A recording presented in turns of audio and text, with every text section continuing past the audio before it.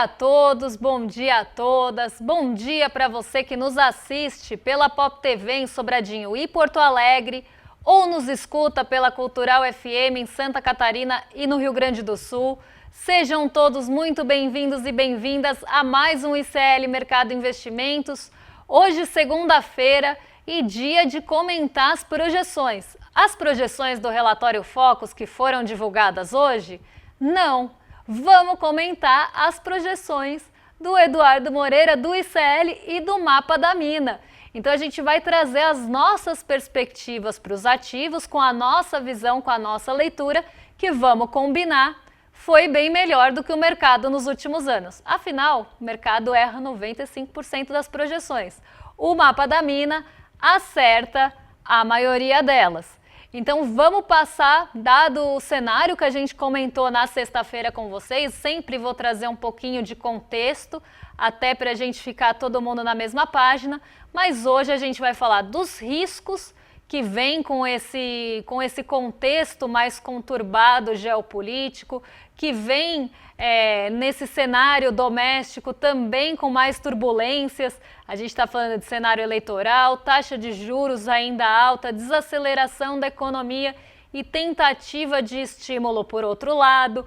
Tem aí também todo o cenário geopolítico pairando, o cenário internacional ditando muito o ritmo dos mercados domésticos. Até se a gente pegar essa alta recente da Bolsa, esses 20 mil pontos de esticada que a gente teve agora no mês de janeiro, muito disso veio por conta do cenário internacional. Uma coisa não está desligada da outra.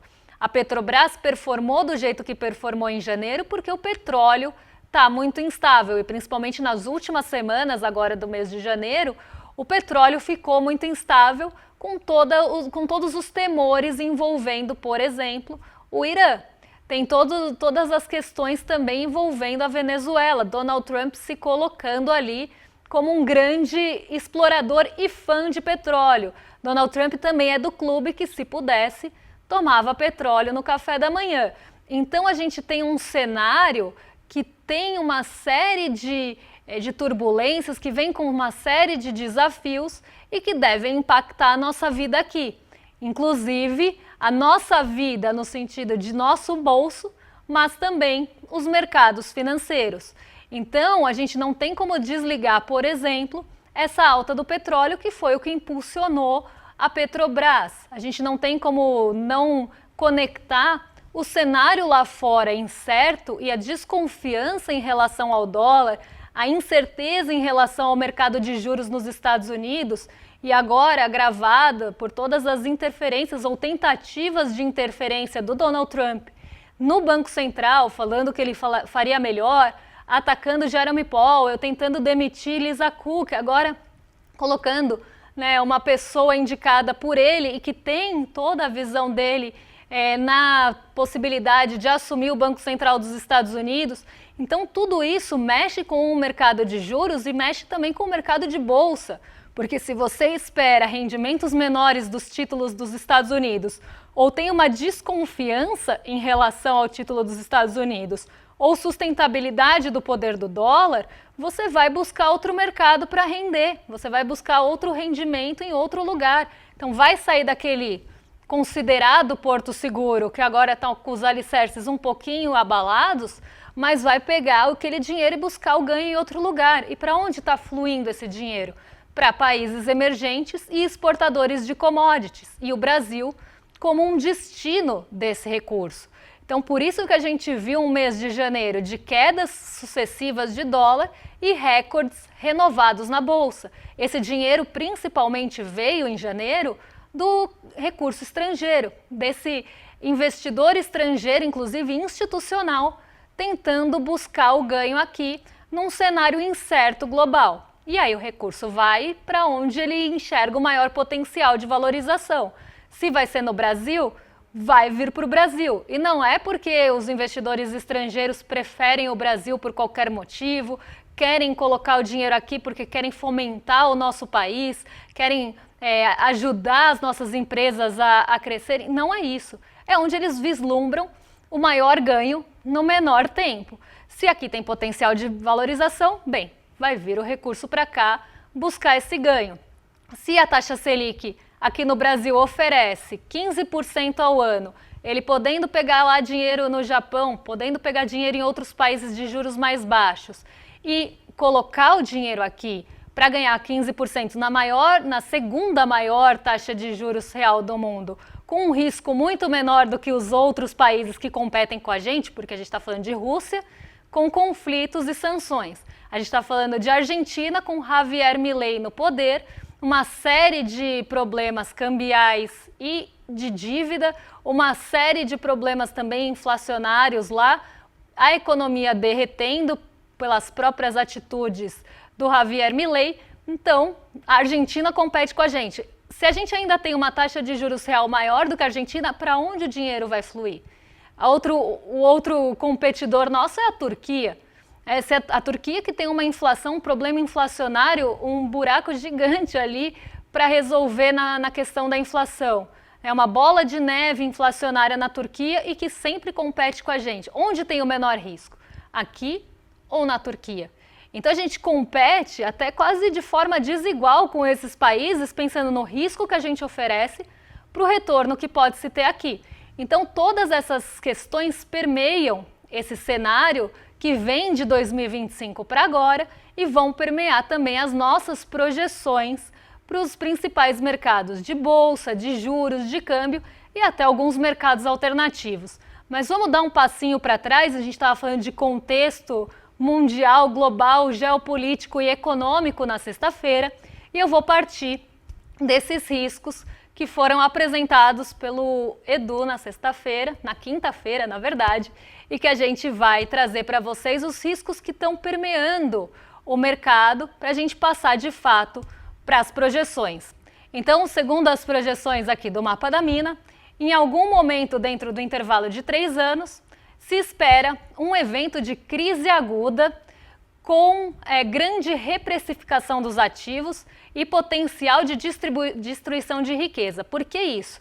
Na sexta-feira, para quem lembra, a gente estava falando de ações de tecnologia que foram infladas, que subiram de forma exponencial, tiveram uma valorização muito grande, se tornaram muitas delas as ações mais valorizadas do mundo, com maior tamanho de mercado, mas existe uma grande desconfiança, incerteza e temor em relação à sustentabilidade desses preços. Será que elas vão conseguir sustentar esse patamar que elas foram colocadas? Será que esse crescimento vai continuar acontecendo? Essa é uma grande dúvida que permeia, que está ali colocada em relação ao mercado de tecnologia e ao setor de tecnologia, sobretudo inteligência artificial, que vem sendo sempre inflado também, sempre colocado como um processo de inovação constante, mas essa inovação constante vai chegar em algum limite, vai chegar num teto? E isso que está sendo posto em xeque agora, em dúvida. E o potencial de destruição de riqueza vem muito nesse sentido. Será que elas vão ter aquela famosa bolha que vai estourar? Mas também a chance, segundo o mapa da mina, de acontecer é pequena. Até porque a gente ainda tem uma curva ali para acontecer, né? Ela ainda não está no limite da curva. O ciclo da revolução de A parece ainda estar no começo, apesar da valorização ou da precificação, valuation, que é o valor que se dá para a empresa. Esse valuation está esticado, mas talvez ela ainda consiga sustentar, mesmo com todos esses entraves já aparecendo, sejam dos materiais para os componentes, da própria distribuição e fabricação desses componentes, que muitas vezes vêm da Ásia, e aí tem toda a questão comercial posta também. Você tem, né, a questão dessa inovação, se ela vai continuar sendo também tão rápida quanto antes, porque isso depende dos processadores, isso depende dos chips e semicondutores também. Se você não tem essa parte, acaba tendo ali um atraso na entrega do que se espera de inovação tecnológica. Então, apesar disso, sendo já colocado no horizonte, talvez não seja tão para agora, mesmo que esse valuation esteja esticado. O choque das tarifas de Trump parecem ter vacinado a parte do mercado em relação à guerra comercial. Por quê? Ele ladra muito, né? Então ele sempre fala, sobe o tom e radicaliza o discurso e depois volta atrás. Então isso, de certa forma, já foi colocado no preço das coisas. Esse risco Trump, esse risco de acirramento de guerra comercial já foi precificado. Então, a não ser que ele suba muito o tom, você pode ter um pouco mais de calma, ou pelo menos dessa sensação de vacinação, porque você já sabe pelo menos o que esperar nesse aspecto. Ele já subiu bastante o tom. Então, as pessoas já esperam posicionamentos dele dessa forma, embora ele seja imprevisível e possa subir o tom para outra esfera. A escalada dos conflitos em curso para além dos níveis atuais é tão perigosa que possivelmente será evitada a todo custo. Então a gente tem conflitos acontecendo, por exemplo, agora as questões envolvendo o Irã, teve toda a situação da Venezuela também aqui na América do Sul. Agora, mais recentemente, na sexta-feira, Donald Trump atacou ali, deu uma ameaçada em Cuba também, em quem fornece petróleo para Cuba. Então você vê que existe essa escalada que pode chegar a um potencial bélico e militar, mas que os países estão com medo e não querem que chegue nesse ponto.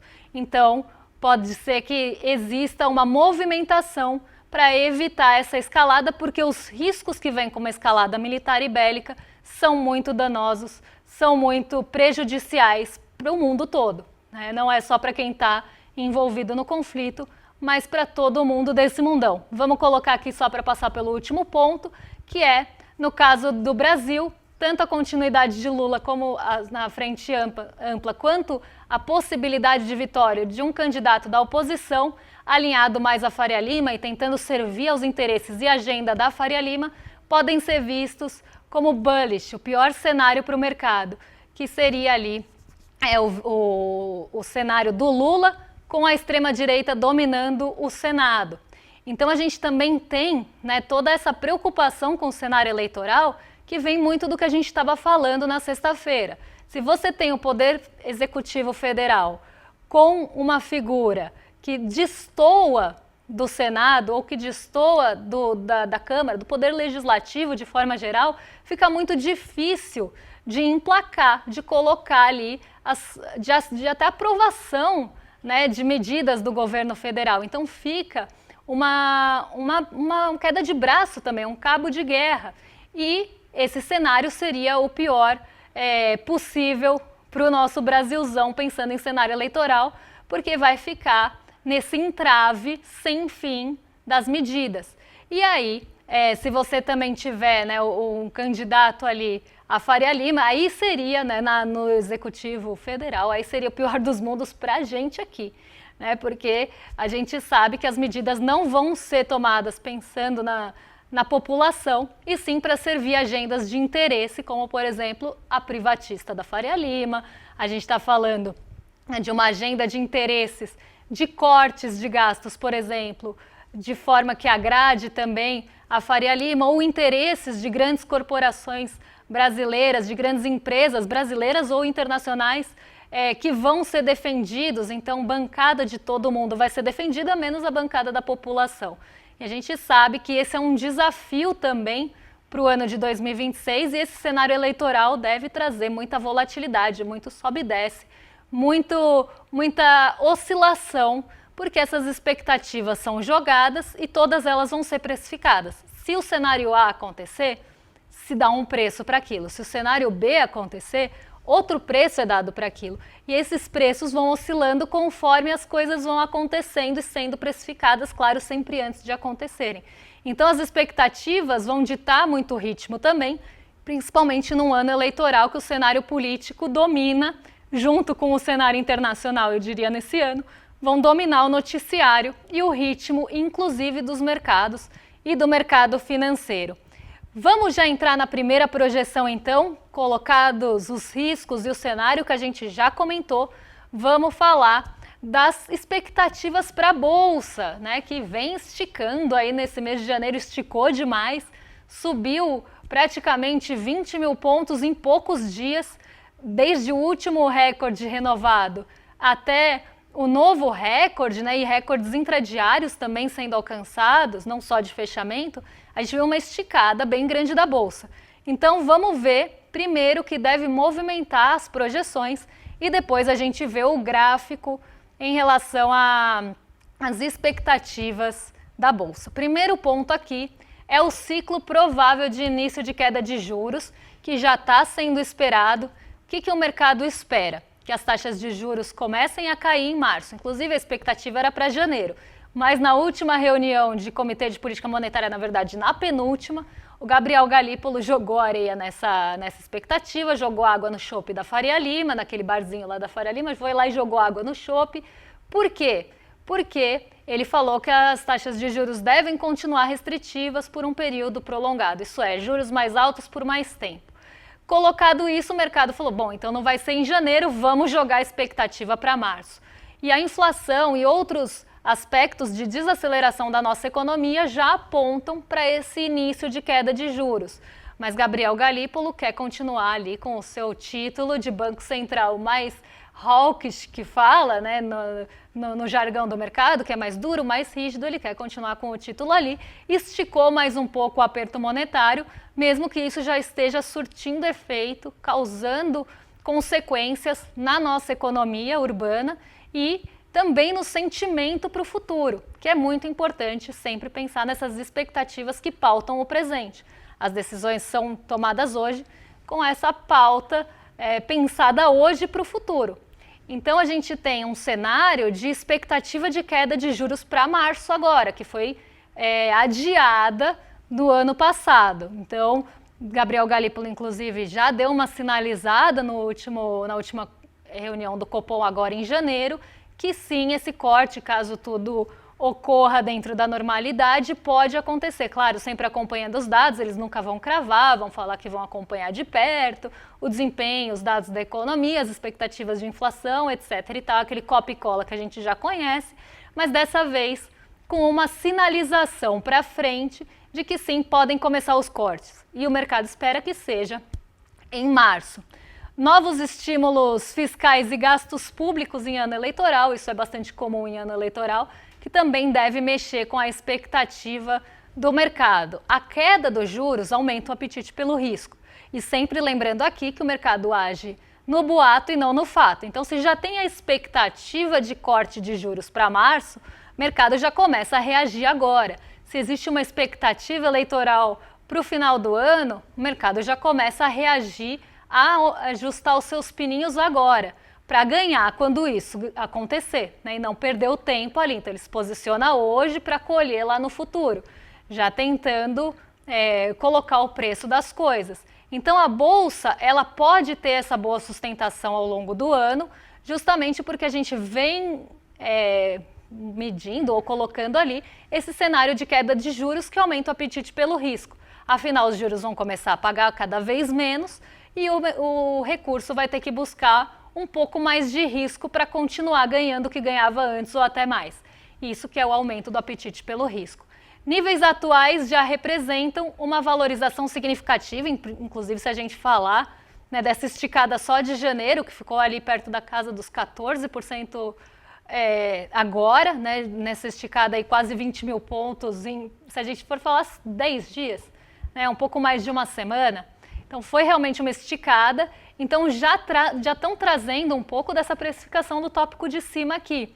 Então já tem uma valorização significativa que a gente tem quase 200% de alta se a gente considerar os níveis atingidos lá na pandemia. Já deu essa esticada, então pode ter a sustentação dessa esticada, mas é um cenário, ainda mais falando de um ano eleitoral, que vai trazer sim desafios para a Bolsa, vai trazer desafios para as estatais que sofrem nesse cenário, então vamos colocar isso no radar.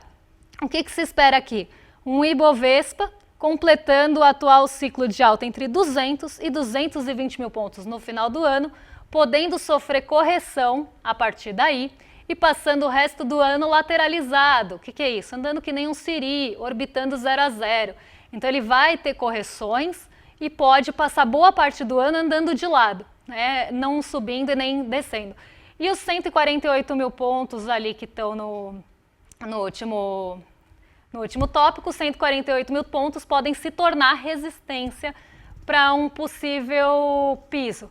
mas sequer aí chegaremos lá, né? Então, tem uma resistência ali que deve ficar nesse ponto, mas também tem um ponto de alta que não deve sair muito dos 200 mil pontos. Vamos ver aqui um gráfico, então, que mostra essa trajetória e por que está se traçando essa trajetória, pensando numa linha ali de tendência, né? Uma linha de tendência de alta da Bolsa. E como, né, essa Bolsa ela vem orbitando aqui, seguindo, né, essa linha de tendência, claro, não em cima dela, mas seguindo essa linha de tendência de alta aqui e em alguns momentos corrigindo. Mas olha essa esticada que a gente tem aqui no gráfico, para quem está assistindo, a gente está vendo aqui quase uma curva para cima, quase vertical, quase um elevador ali, subindo e poucas quedas, né? Não tá que nem os outros pontinhos que você tinha algumas altas, aí esticava demais, corrigia e caía, depois esticava mais um pouquinho, corrigia e caía. A gente teve uma ascensão realmente vertical nesses últimos tempos e não teve a correção ainda. Então podemos esperar também a correção. A tendência é de alta no longo prazo, uma tendência de lateralização também quando atingir pontos mais altos, porque vai chegar um momento que vai flertar com o teto e as pessoas vão preferir realizar o ganho.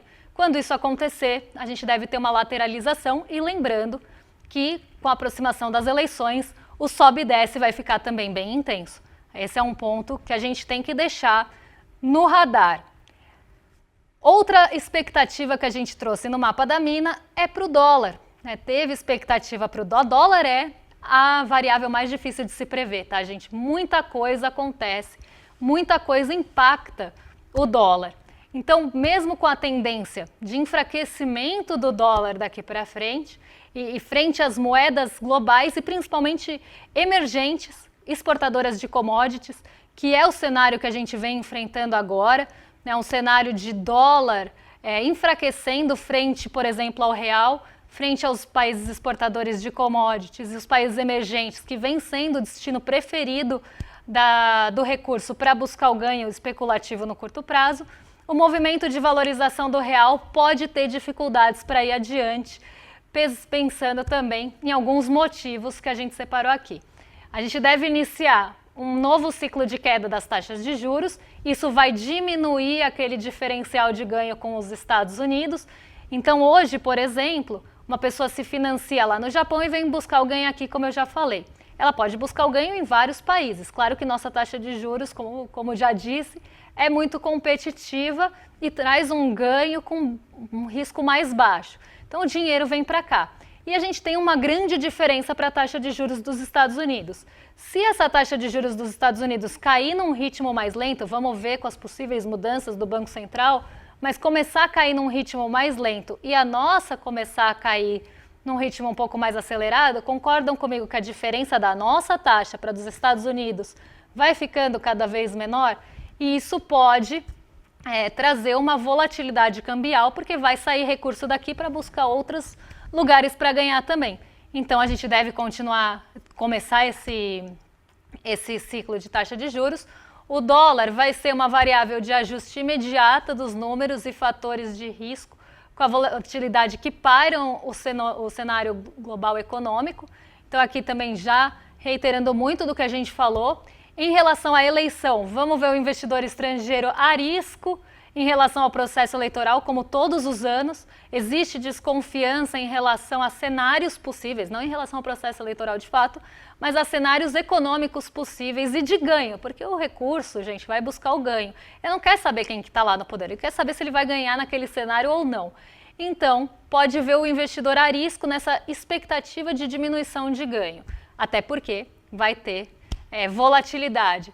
Déficit nas transações correntes joga contra uma maior valorização do real e o dólar numa parte do ano entre 4,85 e 5,60. Atenção para um canal de queda descrito no próximo gráfico. Caso de rompimento para cima, a dinâmica de valorização do real pode ser interrompida. Vamos colocar aqui o gráfico só para vocês entenderem. Para quem está vendo, vou tentar descrever para quem está assistindo aqui. A resistência de longo prazo deve ficar ali no 5,6 e o suporte de longo prazo ali embaixo em 4,85. Então a gente tem esse canal que o dólar deve oscilar ao longo do ano. Se rompido, né, esse patamar ali para cima, você pode ter uma tendência de queda ao longo do ano, porque vai superar um teto que a gente não sustentou até agora. Não sustentamos câmbio muito alto acima desse suporte para cima, desculpa, dessa resistência para cima. Então, a gente deve ter esse teto e esse piso, o dólar deve oscilar nessa banda. Caso ele fure para cima, ele pode entrar numa tendência aí de queda, tá? Então a valorização, inclusive, pode entrar nessa tendência de queda, mas também, dependendo do cenário eleitoral, esse é um ponto importante, se ele furar para cima, ele pode inclusive ir na direção contrária, porque pode começar a se ter ali uma visão de que o real está desvalorizando e aí esse ciclo de queda que a gente está vendo aqui vai ser interrompido. Vamos passar pelos juros agora rapidinho, que o programa já está chegando ao final. As expectativas para os juros é que a gente deve voltar a ter um juros flat, né, um juros ali com poucos direcionais, dado que parte curtíssima da curva terá que se ajustar à queda dos juros, então a parte mais próxima da curva, que é a mais próxima da gente agora, vai ter que se ajustar à queda, mas a mais longa deve continuar pressionada com um real desvalorizado ali, um real arrefecendo, e a gente sabe que o mercado é fiscalista e vai começar a jogar pressão nos juros quando começar aquele cenário eleitoral de maiores gastos que a gente falou no começo. Então, diante desse cenário, a gente pode ter pressão lá na curva, mas a curva curta, mais pertinho da gente, vai começar a responder primeiro às expectativas de queda de juros.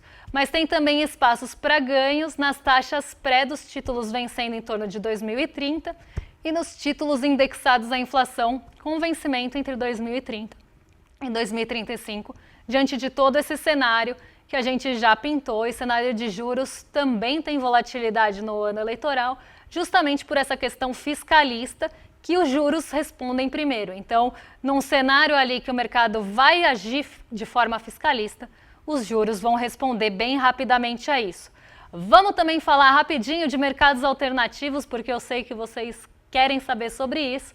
Ouro, o mercado deve se manter suportado devido aos riscos que pesam sobre o cenário, sobretudo o cenário global aqui, e a compra dos países para a composição de reserva em substituição ao dólar. Isso muito naquele caminho que a gente estava falando agora, de um dólar mais enfraquecido, de uma incerteza em relação aos títulos de dívida, porque quando um país faz reserva, ele não compra ali o dólar, ele compra também títulos de dívida, compra, na verdade, os títulos de dívida dos Estados Unidos. Então, nessa substituição diante das incertezas, a gente pode ter essa preservação dos patamares de ouro, lembrando que o ouro esticou justamente por essas incertezas. Multimercados tiveram um janeiro muito positivo, acredito que terão mais um ano positivo, como o resto do ano será muito mais desafiador do que o começo, porque tem todo o cenário eleitoral, tem todas essas questões que vão pairar também sobre os juros, sobre as incertezas em relação à bolsa, e isso pode dar uma seguradinha limitada nos multimercados. Uma performance semelhante à de 2025, não muito astronômica, mas melhor do que os anos anteriores, que os multimercados sofreram demais, principalmente em relação aos juros. Começo iminente do ciclo de queda de juros, crescimento maior do que o esperado do PIB, pode gerar, em 2025, gerar um momento positivo para o mercado imobiliário, já presente ao longo de 2025, especialmente no final do ano. No geral, devemos ter um ano positivo, mas com empresas específicas podendo gerar grande volatilidade ao mercado. Então é um ano que pode ainda trazer um pouco desse desempenho do que a gente viu em 2025, até porque o ciclo de juros agora deve começar a se concretizar, embora já muito precificado, mas algumas empresas podem, dentro desse setor, trazer volatilidade para o mercado. Já criptos, que eu sei que vocês adoram e sempre perguntam no chat, mais um ano de volatilidade nos criptoativos, principalmente os que não são stablecoins, aqueles que são meme coins, que são outras moedas não estáveis, nem moedas, né, criptos não estáveis, mas são chamadas de stablecoins, mas ainda com o vento em popa suportando níveis atuais, podendo inclusive permitir novas máximas. Atenção redobrada a esse mercado, porque quando a grande correção vier, será onde mais veremos sangue. Os criptoativos também têm toda a questão de risco Trump que acaba permeando esse mercado, já que Donald Trump atua ativamente para mexer com esse mercado. A gente sabe que isso, para mim, é um conflito de interesses enorme. Eu nem vou entrar nessa seara porque o programa já acabou, mas a gente tem, né, essa questão pairando os criptoativos e que pode, sim, ainda dar uma esticada, mas quando a correção vier nesse mercado, ela vai ser muito dura, vai ser uma queda vertiginosa também. Então, muito cuidado, porque esse é um mercado muito volátil, é um mercado que tem pouca previsibilidade, também muito menos do que o dólar, até porque ele não tem muito lastro e vai acabar sendo muito norteado e conduzido por expectativas do que qualquer outra coisa e especulação também. Então, muito cuidado aí com os criptoativos, mais uma vez, nesse ano de 2026.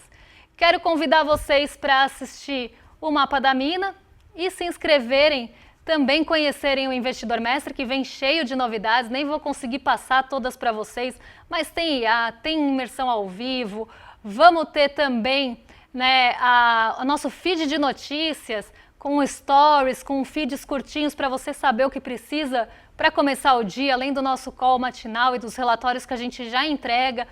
Tem novidade também no simulador de aposentadoria, que era uma demanda de vocês. Então, quero convidar vocês para conhecerem o Investidor Mestre e assistirem o nosso Mapa da Mina completo, agora fechado com as projeções de 2026. Vou entregar o programa para os nossos vizinhos de cima, os rolezeiros já devem estar ansiosos, e agora com a volta do Guga Noblar. Então vocês estão em mais do que excelente companhia. William De Luca e Guga Noblar, essa dupla que eu tenho certeza que vocês estavam com saudade. E eu volto amanhã para contar o que mexe com a nossa bolsa, com o nosso bolso e com as nossas vidas. Um beijão e até lá!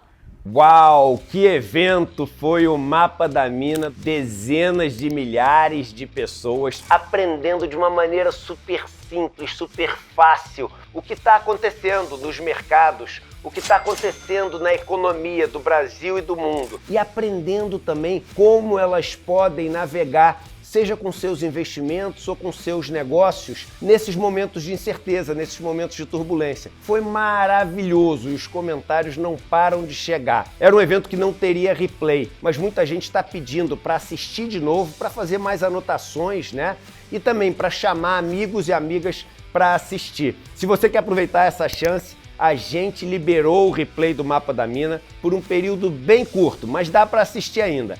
Assiste o replay e tenha uma caminhada muito mais segura nesse mundo das finanças e dos investimentos. No ICL, o conhecimento transforma realidades. São mais de 300 cursos com alguns dos maiores nomes do Brasil, em economia, política, filosofia, história, finanças pessoais, autoconhecimento e muito mais. Aqui, cada aluno faz parte de um projeto único, 100% independente e financiado pelos próprios estudantes. É graças a quem se torna aluno que o ICL existe e o jornalismo livre chega até você. Se inscreva agora em icl.com.br e torne-se aluno. Estude, apoie e faça parte da revolução do conhecimento.